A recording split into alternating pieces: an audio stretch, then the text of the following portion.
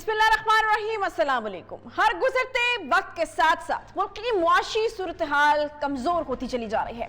Dollar की कीमत में मुसलसल इजाफा हो रहा है, रुपए की कदर मुसलसल गिरती जा रही है। आलमी मार्केट में तेल की कीमतों में मुसलसल इजाफा हो रहा है। गैर यकीनी और बदतरीन मुआशी हालत के बायस डॉलर की कदर में इजाफा पेट्रोलियम मसनूआत की कीमतों में मुसलसल इजाफे का बायस बन रहा है, जिसका बोझ बिलवास्ता या बिलावास्ता अवाम को ही इवेंचुअली जो है वो बर्दाश्त करना पड़ रहा है। बिजली और पेट्रोलियम के निर्खों में भारी इजाफे से तमाम अशिया की कीमतों में भी इजाफा शुरू हो गया है, जिससे आम आदमी का मयार जिंदगी तेजी से गिरना शुरू हो गया है। जबकि हुकूमत महंगाई के खिलाफ अवाम को रिलीफ देने में भी इस वक्त नाकाम नजर आ रही है, बल्कि हुकूमती मुशीर आदाद शुमार के साथ महंगाई की वो तावीलें पेश कर रहे हैं कि क्या कहें। देखिए अमेरिका में क्या सूरत हाल है, देखिए जी यूरोप में महंगाई कहां पर पहुंची हुई है। वुज़रा, मुशीर और मुआवनीन डट कर हुकूमती पॉलिसीज का दिफा कर रहे हैं। सूरत हाल ये है कि शाह को वफादारियां दिखाने वाले इस जुनून में इतने अंधे हो चुके हैं कि वो पाकिस्तानी रुपए के साथ खित्ते के दूसरे ममालिक जो हैं वहां पर पेट्रोल की कीमतों का मुआवजा ये बताकर ये साबित करने की कोशिश कर रहे हैं कि शायद अवाम जाहिल हैं, हो सकता है कि ऐसा हो, मगर हुकूमती वुज़रा और तर्जुमानों की नज़र में ऐसा हो सकता है जी। हर 15 दिन के बाद मसनूआत में इजाफा होता है। और 2 रोज कबल हमने देखा कि पेट्रोल की कीमत में 10 रुपए 49 पैसे फी लीटर का बड़ा इजाफा किया गया। पेट्रोल की नई कीमत जो है वो 137 रुपए 89 पैसे पर पहुंच गई है और ये हाईएस्ट रेट है, एक तारीखी रेट है। वफाकी वजीर हमाद अजहर के मुताबिक पेट्रोलियम मसनूआत दुनिया भर में इनकी कीमत यकसा है। तरक्की याफ्ता, दरमियानी आमदनी वाले और गरीब ममालिक सब बैनुल-अक़वामी सतह पर एक ही कीमत पर तेल खरीदते हैं। यकीनन ऐसा ही होता है, मगर पाकिस्तान में हुकूमती ओहदेदार या सरकारी इदारे पेट्रोलियम मसनूआत का मुकाबला हर मुल्क की मकामी करेंसी के साथ क्यों नहीं कर रहे।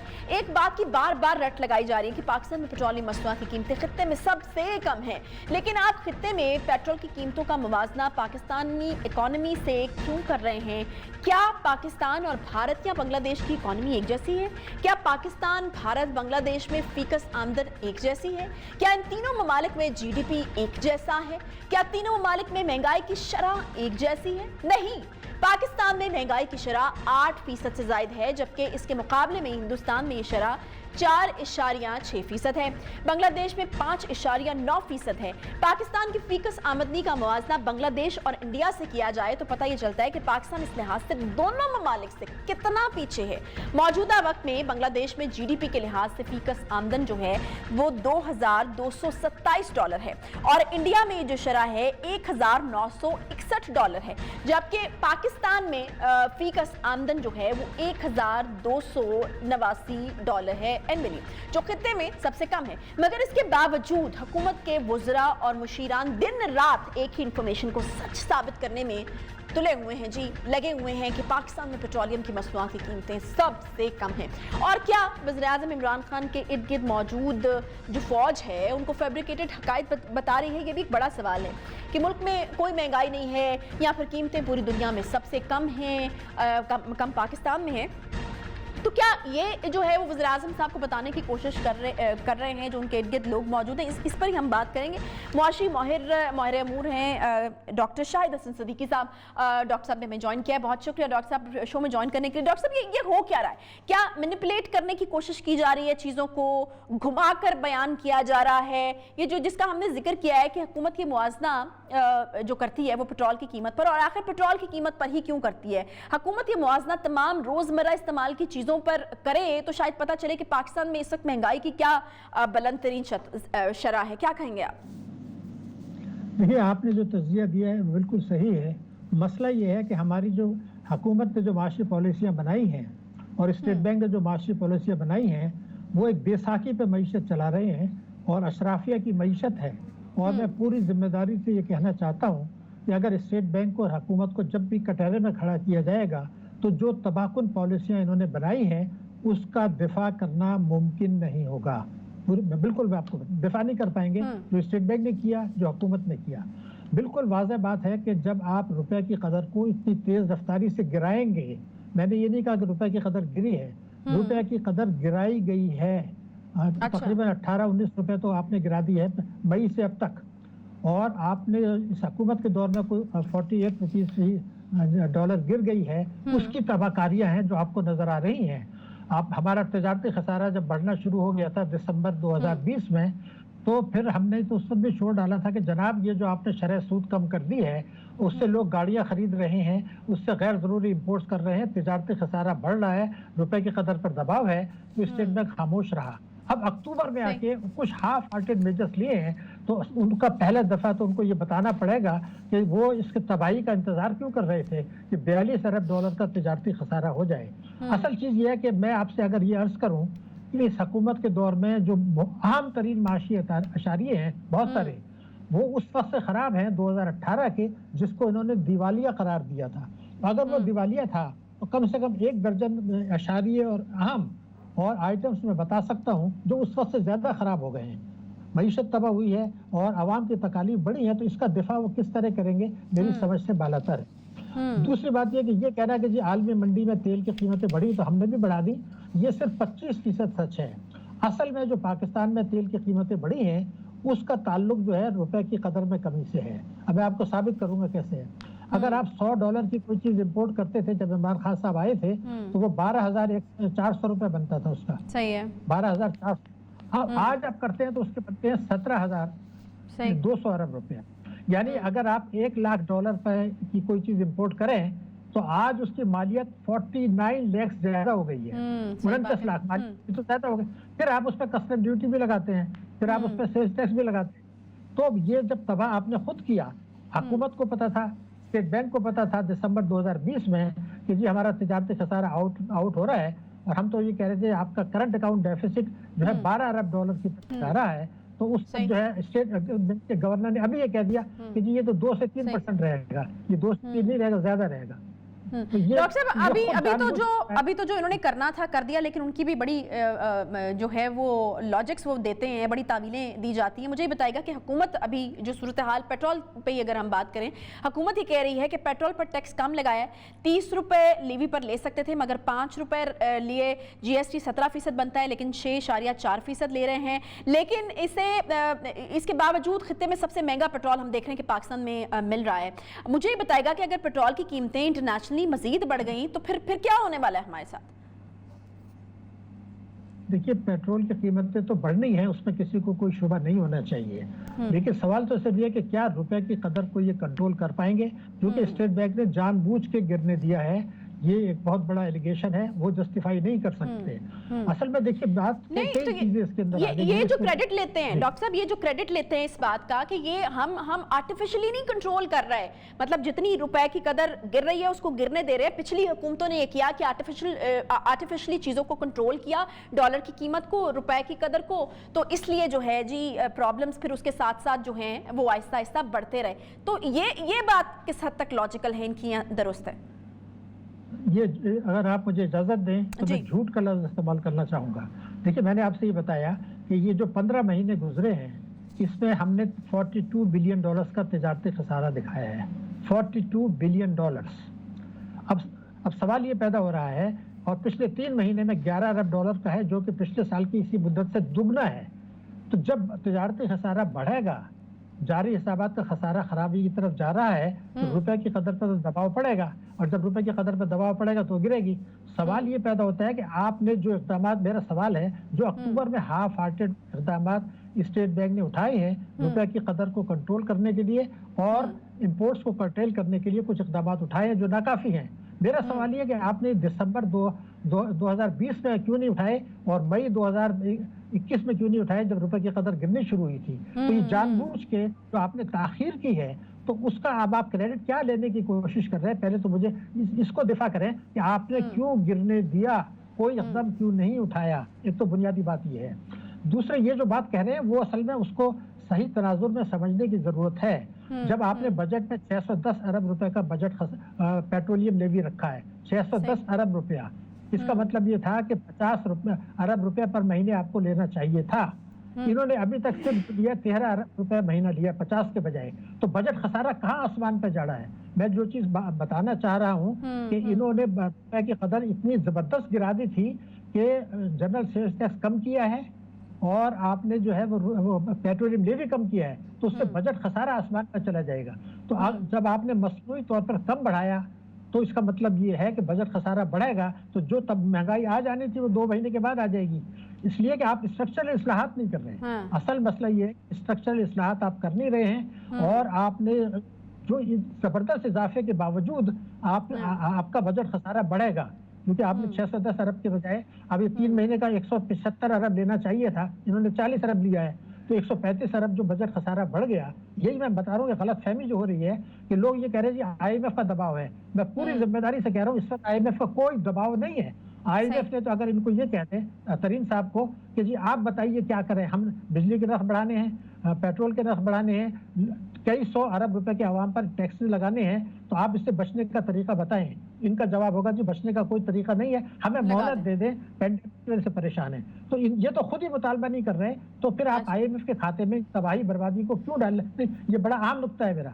ये जो कुछ IMF के खाते में डाल रहे हैं, तो IMF इनके ऊपर छोड़ दे कि आपने ये तबाह कर दिया। देखिए, इन्होंने हमारा ये जून में होना था IMF के साथ मुज़ाकरात, तो तरीन साहब ने ये कहा कि आप मुझे कुछ महीने दे दें, मैं इसको ठीक करूंगा, तो वो अक्टूबर में कर दिया। इस दौरान में और तबाही आ गई। तो अब IMF के पास आप तो मोहलत मांग रहे हैं, आप तो ये कह ही नहीं रहे हैं। मिसाल के तौर पर अभी आपने बात की एनर्जी की, देखिए सर्कुलर डेट 3 साल में बढ़ा है 1153 अरब रुपया, और 5 साल में पिछली हुकूमत के दौर में बढ़ा था 1127 अरब। तो जब आपने बजट खसारा जो 5 साल में था उससे ज्यादा आपने 3 साल में बढ़ा दिया, तो बिजली के नर्ख तो आपको बढ़ाना ही है। तो अब ये मुतालबा ये कर रहे हैं कि हमें मोहलत दें, ये नहीं कह रहे कि जी हम बिजली के नर्ख नहीं बढ़ाएंगे। तो ये जो तबाही बर्बादी है, ये तो इनकी अपनी किया धरा है, और इसको लिपापोती करना मिसाल के तौर पर आपने फीकस आमदनी का बताया, आप ये भी तो बताएंगे। अभी एशियन डेवलपमेंट बैंक ने रिपोर्ट दी है कि पाकिस्तान में महंगाई खित्ते में सबसे ज्यादा है, और शरह नमू जो ग्रोथ रेट है वो 5th लोएस्ट है। गंदम के रेट आप क्या, लेकिन हुकूमती वज़रा तो कुछ और ही कहते हुए नजर आ रहे हैं ना। मैं यही डॉक्टर साहब आपसे पूछना चाहती थी कि ये जो मुआवजा खास तौर पर हुकूमती वज़रा आकर कर रहे हैं, और अब तो हर दूसरा जो वजीर है वो इस तरह के मुआवजे कर रहा है कि खित्ते के दीगर जो ममालिक हैं, जैसे बांग्लादेश हो गया, भारत हो गया, वहाँ पर पेट्रोल की जो कीमतें हैं उनके साथ पाकिस्तान की जो पेट्रोल की कीमतें उनके साथ मुवाजना किया जाता है, और फिर कहा जाता है देखें जी पाकिस्तान में तो सबसे कम रेट में पेट्रोल जो है वो दस्तयाब है, खित्ते में सबसे सस्ता पेट्रोल ही पाकिस्तान में मिल रहा है। फिर महंगाई की अगर बात की जाए तो वे कहते हैं कि इंटरनेशनल फिनोमिना है, ये कोई इस मुल्क का फिनोमिना नहीं है, महंगाई पूरी दुनिया में बढ़ रही है। तो ऐसा लगता है कि जैसे उनके पास कोई प्लान नहीं है, कोई हिकमत अमली नहीं है। नहीं, बिल्कुल वो तो है, मेरे ख्याल से लीपापोती करना है। मैंने अभी आपकी खिदमत में अर्ज किया कि एशियन डेवलपमेंट बैंक की रिपोर्ट आई है, वो ये कहते हैं कि खित्ते में सबसे ज्यादा महंगाई पाकिस्तान में है, उनके अल्फाज हैं, और मैंने चेक भी किया, वो सही कह रहे हैं। सवाल ये है कि जब आप इसकी बात करते हैं तो पहले तो मैंने आपको बताया कि इतना पेट्रोलियम मसनूआत बढ़ाने के बावजूद ये मसनूई तौर पर कम है, क्योंकि आप जो है वो बढ़ा रहे हैं अपना बजट खसारा, जो 2 महीने बाद इसका इम्पैक्ट आने वाला है। इसलिए कि आपने तो पेट्रोलियम में भी 610 अरब रुपए रखा हुआ था, फिर आपने 570 अरब रुपए रखा था, सूबे फाजिल बजट देंगे, वो सूबों ने दिया नहीं, तो ये 900 अरब रुपए का झटका तो पहले ही लग चुका है ना आपको। तो सवाल ये पैदा होता है कि जब आप उन मुल्कों से मुकाबला करें तो गंदम का रेट भी कंपेयर कर लें, चीनी का रेट भी कंपेयर कर लें, वो तालीम में कितना खर्च कर रहे हैं, सेहत में कितना कर रहे हैं, वो भी आप कर लें। तो फीका आमदनी का आपने खुद बता दिया, महंगाई की सूरत हाल क्या है। तो ये तो आपने तबाही बर्बादी खुद की है, करने दी है अशराफिया की मईशत को, इसका और स्ट्रक्चरल चेंजेस नहीं कर रहे। अब भी अगर नहीं कर रहे हैं तो ये बात गलत है कि ये मईशत ठीक हो जाएगी। अभी तो मैंने पहले भी कहा था कि महंगाई बढ़ेगी, शरह नमू 5 साल में इनकी ज़्यादा से ज़्यादा 3.2% सालाना होगी, और जो कि इनको 5.5% मिली थी।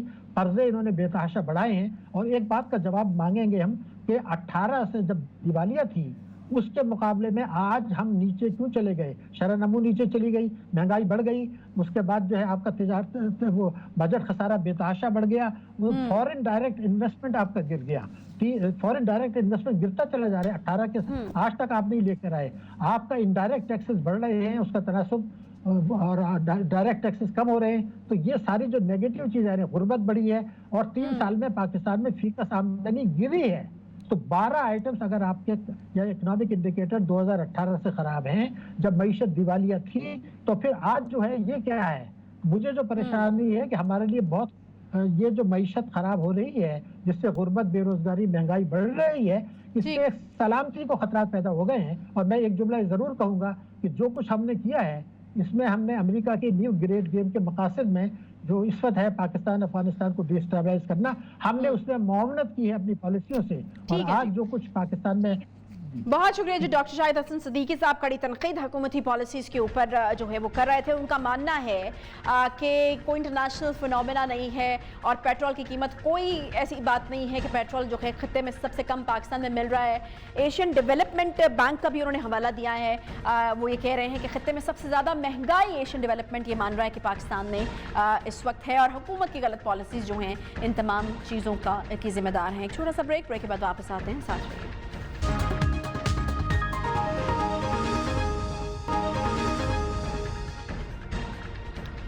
इसे अवाम से हमदर्दी कहें या अवाम में पाए जाने वाले हुकूमत मुखालिफ जज्बात को इस्तेमाल करने की कोशिश कि तवील अरसे से सोई हुई ऑपोजिशन एक बार फिर से जाग गई है और इसने बढ़ती हुई महंगाई को वजह बनाकर हुकूमत के खिलाफ एक बार फिर से सड़कों पर आने का फैसला कर लिया है। कल बिलावल भुट्टो की जानिब से हुकूमत के खिलाफ एहतजाज के ऐलान के बाद आज पीडीएम की जानिब से भी 20 अक्टूबर से एहतजाज का ऐलान हो गया है। अगरचे इससे कबल लाख कोशिशों के बाद भी ऑपोजिशन हुकूमत को टस से मस नहीं कर सकी, लेकिन इस बार सूरत हाल जरा मुख्तलिफ है। इस बार अवाम में हुकूमत के खिलाफ गम गुस्सा बढ़ चुका है जी, क्योंकि हुकूमत की जानिब से पाकिस्तानी अवाम के मफादात को IMF के सामने सरेंडर करके गरीब अवाम को महंगाई के भेड़िए के आगे बेयारो मददगार फेंक दिया गया है, जिसमें अहम किरदार अदा किया है मुशीर खजाना शौकत तरीन ने। यह बात काबिल तशवीश है कि हुकूमत की जानिब से शौकत तरीन साहब को लाया तो ऐसी पॉलिसियां बनाने के लिए गया था कि जिसमें निचले तबके को रिलीफ मिले, लेकिन उन्होंने ना सिर्फ IMF के सख्त तरीन मुतालबात के सामने सर झुका दिया, बल्कि बतौर वज़ीर खजाना उनके 6 महीने के दौरान अशिया ज़रूरिया की कीमतों में खुशरुबा इजाफा भी हुआ। एक तवील फहरिस्त है जिससे मालूम होता है कि कैसे इन 6 महीने के दौरान अशिया ज़रूरिया की कीमतें आसमान से बातें करने लगी हैं। इस वक्त हालात ये हैं जी कि एक जानिब तो महंगाई है जिसकी वजह से गरीब पाकिस्तानी परेशान है कि अपनी मौजूदा आमदन में गुजारा मुमकिन बनाने के लिए कौन से अखराजात कम करें, क्या 2 वक्त की जगह 1 वक्त का खाना खाएं, अपने बच्चों को स्कूल भेजना बंद कर दें या फिर अपने घर की बिजली ही कटवा दें। जबकि दूसरी जानिब हुकूमती वज़रा हैं जो अपनी नाअहली और नाकामी का एतराफ़ कर रहे हैं कि आइंदा कुछ अरसे में महंगाई कम होने के चांसेस नहीं हैं।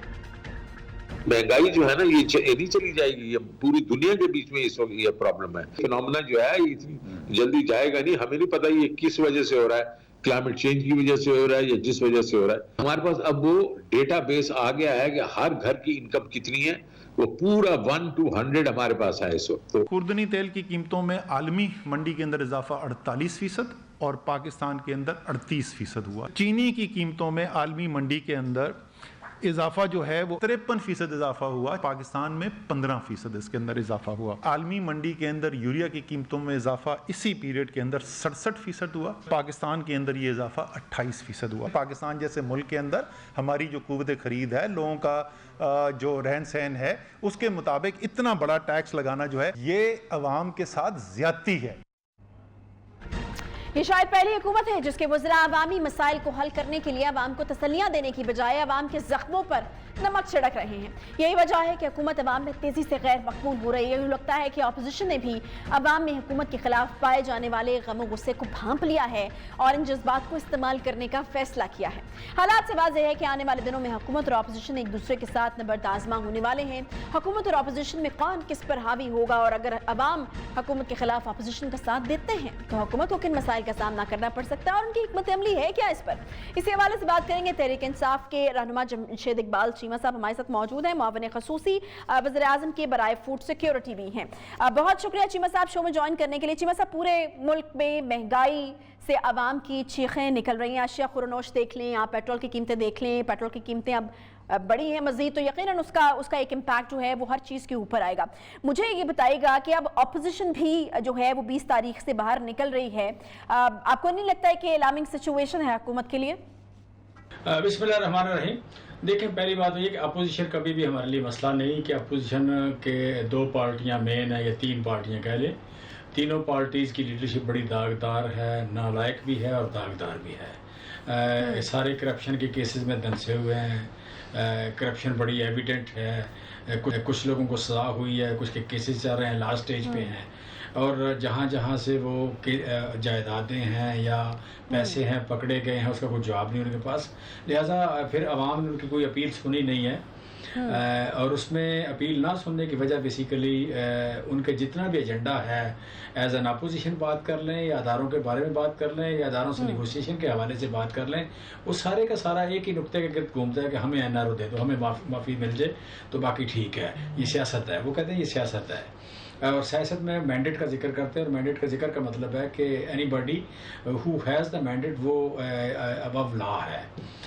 सो आप कह लें, इसलिए आज यहाँ कम से कम ना करते हुए 60% लोग तो पढ़े लिखे हैं। फिर सोशल मीडिया आ गया, जो थोड़े पढ़े लिखे लोग हैं वो भी काफ़ी अंडरस्टैंडिंग उनकी मौजूद है।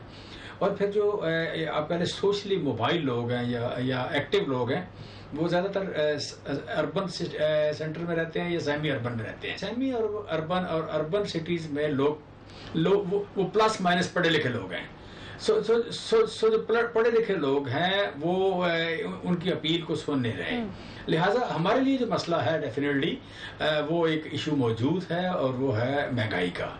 चलिए, शुक्र है आपके मानने कि महंगाई का इशू मौजूद है, लेकिन ये जो वजूहात या तावीलें आप देते हैं चीमा साहब, ये कब तक गुजारा हो जाएगा इस तरह की बातें करने से कि जी ये पिछली हुकूमतों का कसूर है और ये जो अपोजिशन की जमातें हैं सारे करप्ट हैं। फिर आप अब ये नई एक लॉजिक हम देख रहे हैं, और मैं बिल्कुल आपसे जानना चाहूंगी कि कितना लोग इसको बाय करने के लिए तैयार होंगे कि इंटरनेशनल फिनोमेना है, सिर्फ पाकिस्तान में महंगाई नहीं है। तो इसका मतलब तो ये हुआ कि आप अपनी नाअहली या नाकामी का एतराफ़ कर रहे हैं कि आप लोग कुछ नहीं कर सकते। नहीं, आप बड़ी पढ़ी लिखी हैं, ये बड़ी ज़्यादती की बात है जिस तरह आप बात कर रही हैं। देखिए, फ्रैंकली मेरे पास दो चीज़ें हैं। एक है कि मेरी जेब में पैसे कितने हैं, और दूसरा ये है कि मतलब यू कैन से कि मार्केट में रेट क्या है। अगर एक चीज़ मार्केट में महंगी हो जाती है और उसे डिस्काउंट करने के लिए या उसमें कुछ सब्सिडी देने के लिए मेरी जेब में पैसे भी नहीं हैं, तो फिर इसके अलावा क्या चारा बचता है कि मैं आप कह लें कि जो मार्केट रेट है उसके मुताबिक मैं ले लूँ। मतलब ठीक है, तो फिर इसका मतलब है कि इसमें गुज़श्ता हुकूमतों का कसूर नहीं है, बल्कि ये इंटरनेशनल मार्केट में चूंकि रेट ज़्यादा। अच्छा, मुझे बताइए ना कि मसला है किस वजह से इंटरनेशनल मार्केट में रेट ज़्यादा है, इस वजह से, या फिर पिछली हुकूमतों पे जो आप डालते होते हैं वो मसला है कि पिछली हुकूमतें काम ख़राब करके गई हैं इसलिए अब महंगाई कंट्रोल में नहीं आ रही? नहीं, हर चीज़ की वजह मसला मैं बताता हूँ आपको कि पाकिस्तान में इस वक्त जितनी चीज़ें यहाँ पैदा हो रही हैं वो महंगी कम हुई हैं। मसलन आपकी फ्रूट्स एंड वेजिटेबल पिछले 3 साल में सिर्फ 3.5% महंगी हुई।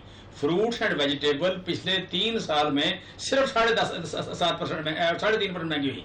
अक्सर चीजें 2018 से आज सस्ती हैं। आटा और चीनी पाकिस्तान में नहीं होते क्या वाफिर मिकदार में? मुझे बताइए, वहां पर जितनी कीमतें बढ़ी हैं और जितना शोर मचा है तो वो भी तो आपके सामने ही है ना। अच्छा, अब आटे की और चीनी की बात कर लें।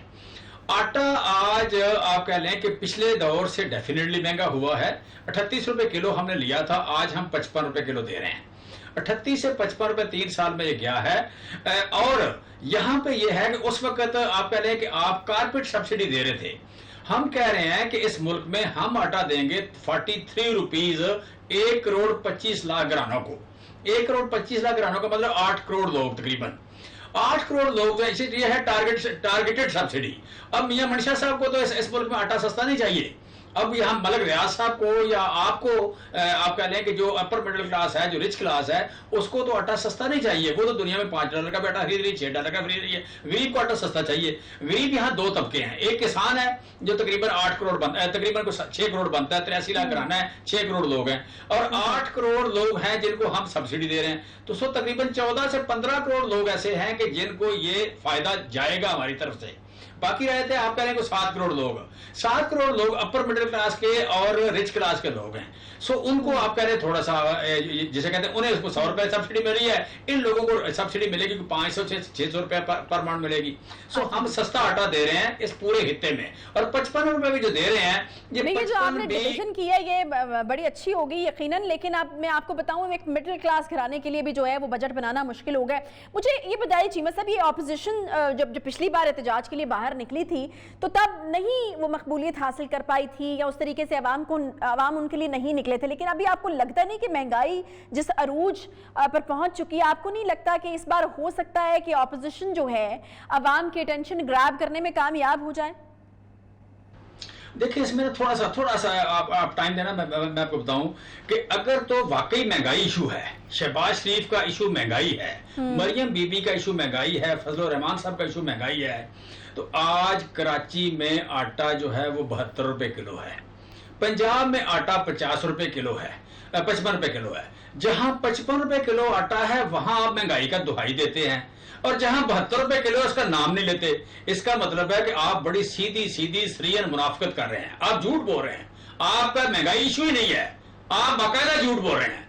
अगर देखें मुझे पिछली 50 तकरीरें निकाल के दिखा दे मरियम की कि उसने सिंध में आटे का महंगे होने का जिक्र किया हो, आप मुझे पिछली 70 तकरीरें फजल रहमान साहब के और शहबाज शरीफ के निकाल के दे दें कि उसमें कभी उन्होंने सिंध में देखें 20 रुपए किलो दूध महंगा है, कराची में सारे पंजाब से 20 रुपए लीटर दूध महंगा है, सारे पंजाब से 17 रुपए किलो आटा महंगा है। मुझे कोई माई का लाल अपोजिशन का बता दें जिसने कभी सिंध में महंगाई का, ज्यादा करप्शन का, बैड गवर्नेंस का जिक्र किया हो, कभी कब्जे का जिक्र किया हो। लेकिन शहबाज शरीफ साहब ने आज आपके ऊपर तो बड़ी तनकीद की है। वो ये कह रहे हैं कि लोग फाका करने पर मजबूर हैं, फाका कशी पर मजबूर हैं, और 20,000 कमाने वाला जो बंदा है ना, उसकी पहुंच से आटा, चीनी, दालें, सब्जी दूर हो चुकी है। मैं यही कह रहा हूं कि अगर मुझे मेरा जिक्र करते हैं कि मैं 55 रुपए किलो बेच के बुरा हूं और जरदारी साहब 72 रुपए किलो बेच के अच्छे हैं, तो मैं कहता हूं शहबाज शरीफ बाकायदा मुनाफिकत कर रहे हैं, वो बाकायदा झूठ बोल रहे हैं, वो उनका इशू ही नहीं है ये, वो अवाम को बेवकूफ समझते हैं। जब अवाम को आप बेवकूफ समझेंगे तो मैं चले उनका इशू नहीं, अवाम का इशू तो है। बहुत शुक्रिया मावन खसूसी वज़ीर आज़म के बराए फूड सिक्योरिटी जमशेद इकबाल चीमा साहब हमारे साथ मौजूद थे। वो ये मानते हैं कि ऑपोजिशन का इशू नहीं है, लेकिन खुदारा ये तो मान लीजिए कि अवाम का इशू ज़रूर है, और उसका हल अगर आप हुकूमत वक्त हैं तो आप ही ने निकालना है, आप ही की तरफ देखेंगी ना अवाम। तो ऑपोजिशन से बाहर निकल के खुदारा अवाम का भी सोचिए, उनका इशू है महंगाई। एक छोटे से ब्रेक के बाद वापस आते हैं, साथ रहिए।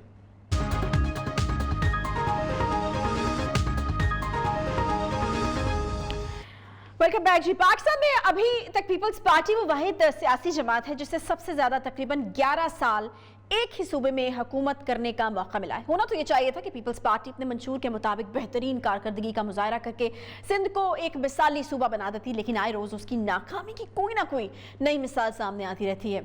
इस नाअहली के हवाले से एक और खबर सामने आई जी, जिसके मुताबिक बच्चों में ग़िज़ाई किल्लत से कम वजन और छोटे कद की शरह सूबा सिंध में सबसे ज्यादा है। National university of science and technology के मौक़िक़ीन की जानिब से तहकीक बहुत ही परेशान कर देने वाले हक़ाइक़ उसमें सामने आए हैं। करते हैं